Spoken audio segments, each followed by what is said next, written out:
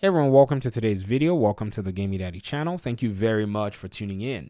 So I have a confession to make, and this is pretty much something that may sound antithetical to what a content creator for a game like Division should be saying. So let me kind of create a little bit of context around this. And, by the way, forgive me, this might be longer than other videos that I would have made, but hey, it's a rant. So those of you who are driving, you'll probably enjoy this more than anything else.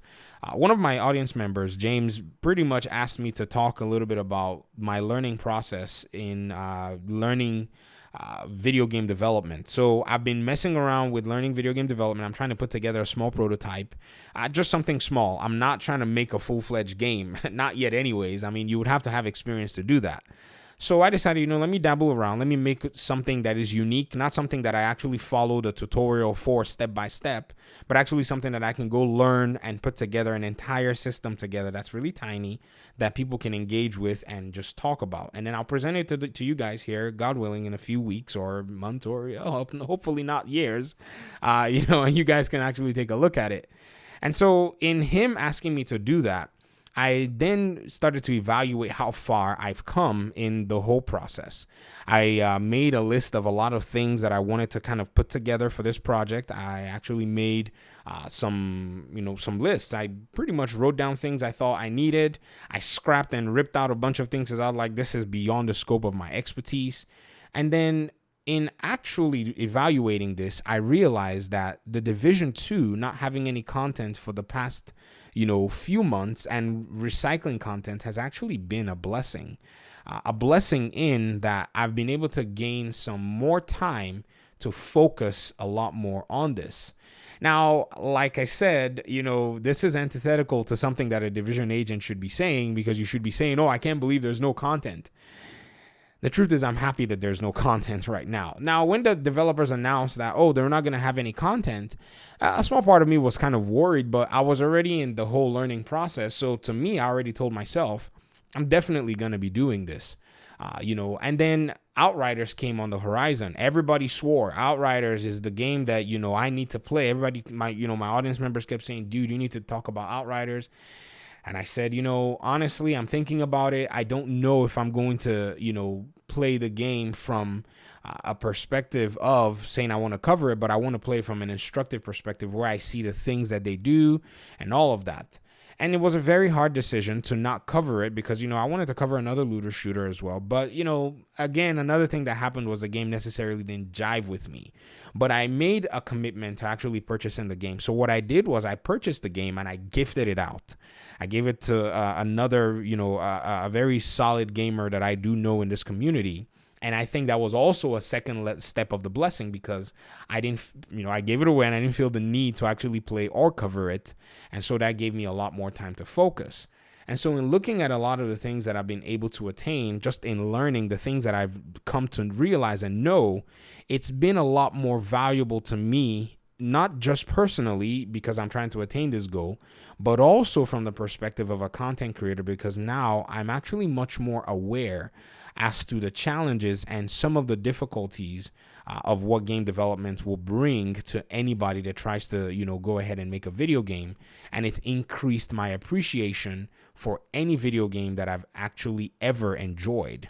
And I remember taking this conversation on Twitter. Some of you saw that conversation. I was having a conversation with an Ubisoft star player that has played the Division 1 and pretty much is in the studio and Massive is a celebrated star player. And the person said on Twitter that the Division is actually one of the worst games that they've ever played. And they were touting that Outriders is a better game. Now, from the perspective of a gamer, I can see how people can make that correlation. But from a development perspective, that is absolutely the biggest, I would say, how do I even put this? I would say that's the biggest error of judgment that anybody could ever make. I'm not going to sit here and do the comparisons. Sure, many Division 1 agents do not like the Division 2, but to say that a game like Outriders is superior is subjective at best. But again, this is not the video to talk about that, but this is a kind of a comment that I'm making in sense that it's really open and exposed pretty much the underpinnings, for me anyways, of what it would take to actually bring games like these to light. And so I'm really excited that, it's a very fun learning process, and I'm happy to actually take the learning process and just, talk about it here on the channel, because many of us are probably going to be in a place where it would open and expose kind of like, our frame of minds about these issues. And I think, like I said, as a content creator, I think it will better serve my community that I kind of know what I'm talking about, because I'm not going to lie. One thing that happens to you once you start to kind of like learn these things, it's not necessarily that other people can't go learn them. Actually, the knowledge is not as permeasive as people would think. In fact, the whole game development process is largely very secretive. I think the game development studios, benefit from keeping that knowledge away from the public. Now, yes, some of the knowledge has been put out there or is being put out there from time to time. But to be very honest, I think not having a lot of that knowledge, has affected the gaming community for the longest time. And even within the gaming community space with content creators, them not knowing the process, has also not necessarily helped a lot of the community, because a lot of the statements that I hear, and these are from big YouTube channels, I'm not going to mention any names, they really are in a place where it's like, wow, I didn't know that, a lot of these people are not necessarily involved in understanding these little things. And it may seem like, well, these little things are things that, are, much more designed for people who are experiencing game development, but in reality, they actually aren't.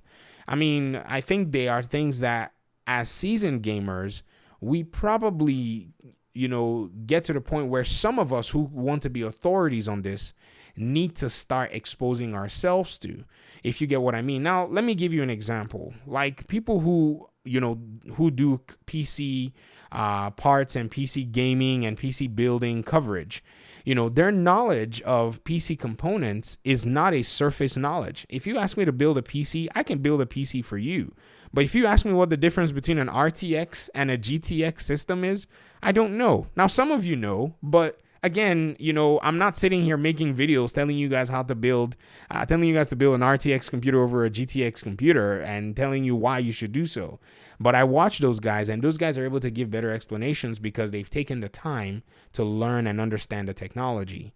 I believe that as a gaming YouTuber, at least to an extent, we ought to learn, if not the general process, we need to at least expose ourselves to the specific processes that are used to make the game or games that we cover. At least that way, when we're talking about these games, there will be a broader perspective to all of this, so that yes, if a game really does deserve criticism, we can actually get a full and well-rounded critique of this particular game, rather than a critique that yes may seem valid but still miss out on a whole lot of other things. And if a game is to be praised, imagine how much praise the game would have missed out on because the technical sides weren't even known. So let me give you another example. The new game Nier Replicants just came out, but before that I've been playing Nier Automata. So in my own little development project, what I decided to do was I was going to follow the pattern of some of the way they've done combat in some AAA-ish games, because I was like, well, let me see what these guys are what these games are doing. And so on looking at different games, I looked and said Nier Automata just seems a little bit much more to my feel because of specific elements. And I started to pick up the game and play the game. And that's when I realized that this game actually has one of the best combats in melee combat games that's been released in the past, maybe say 5 to 7 years. Now, say God of War, sure, that's also one of the best combat systems, but Nier, I can argue, actually has just as good combat, or if not better combat, than God of War. If you say that though, out there in the open, many people may contest and say, no, that's not the case. But would you believe if I told you that a God of War combat developer and designer is actually on Twitter, and he shares a lot of details and information. And when you look at the way he breaks down and explains different combat systems, you're going to see the superiority that I'm actually saying. But many from the gaming side won't see it because, Kratos is much more popular than, say, the Nier characters and all of that. And so it's going to be a very challenging argument. So I believe strongly that, this process, is going to be a shift. And because, like I said, how do I put it? the knowledge and the information about game development is not necessarily ubiquitous. So it's a little bit of an extra milestone for, video game coverage to take that step to go and figure those things out. But I think it's quite worth it. I just happen to dabble into it. I'm not saying that I'm better than anybody or that I have more knowledge or insight than anybody else. I'm just saying that in dabbling into it, I got to see that there seems like there will be a huge benefit for the gaming community if more creators would step into this, and then that knowledge can start to break open much more. So, it is what it is. I think I may have just veered off topic, but whatever. I'm really excited at the end of the day that we don't get any Division content for the longest time. I think, yes, and this is a personal, selfish, comment anyways, but I guess maybe from the side of maybe other people, it will give them an opportunity to play other games. Maybe not. Maybe they are not excited that there's no content in the Division right now. But again, at the same time, there's something that many of us Division agents understand is taking very healthy breaks. Even to play the raids, I've been so tied up because I don't want to lose, too much motivation. So I make sure that I reach specific milestones before I get back into the raids. And so I know LCN Clan, I promised that I was going to be playing raids with you guys 2 weeks ago. I have to say, I can't fulfill that promise because I thought this system that I finally figured out on Thursday, I'm talking the 23rd. I said it was Thursday the 23rd. What was Thursday? Sorry. Thursday the 22nd of April. I finally figured out what it was I thought I was going to be figuring out by the 9th of April. So it took me an extra 2 weeks in order to be able to figure it out. And now that's actually shifted everything else back that I wanted to do. So I want to work on a dodge mechanic. I want to actually fine tune the dodge mechanic that I have in place. And so hopefully I'm able to get that done within a couple of days. But once I get that dodge mechanic in place, I have one more thing that I want to do. I'm not going to say it in this video. And once that's done, then I'm going to work on sounds. And then I'm going to show you guys what I've done so far. So stay tuned. This is going to be really interesting. But I want to hear your thoughts in the comments section. If there's something that I've said in the video that's maybe struck a chord or resonated, talk to me, leave comments. We'll chat a little bit more about all of this stuff. And hopefully we'll talk in another video. Peace out.